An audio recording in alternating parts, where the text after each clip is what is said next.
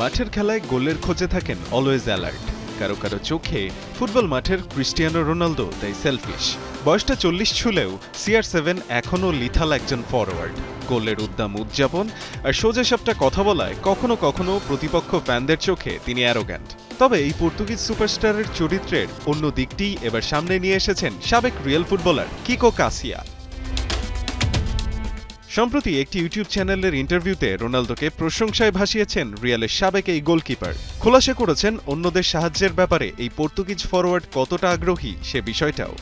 সে এক বিস্ময়কর প্রতিভা, একজন অসাধারণ মানুষ, যিনি একাডেমি থেকে উঠে আসা শেষ ছেলেটিকেও সাহায্য করতে কুণ্ঠাবোধ করে না। তুমি তার কাছে যা কিছুই চাও সে হাসি মুখে তা দিয়ে দিবে।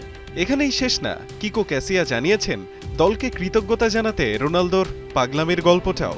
আমরা যখন প্রি সিজনে যুক্তরাষ্ট্রে গিয়েছিলাম তখন সেসব স্টাফদের, ফিজিওথেরাপিস্ট, নিরাপত্তা কর্মী এবং দলের অন্যান্য সদস্যদের সবার জন্য নতুন আইফোন আর অ্যাপল ওয়াচ কিনে দিয়েছিল। সেগুলো সে কখনো নিজের থেকে বলে না, কারণ এসব নিয়ে বড়াই করার কিছু নেই বলে ওর বিশ্বাস। সে এমন একজন মানুষ যে এই ছোট ছোট কাজের মাধ্যমেই চারপাশের মানুষদের কৃতজ্ঞতা জানাতে কিংবা সাহায্য করতে ভালোবাসে। শুধু বড় ফুটবলারই না, সাবেক এই সতীর্থের ইন্টারভিউতে একটা ব্যাপার বেশ ক্লিয়ার, মানুষ হিসেবেও Cristiano Ronaldo one of the greatest ever.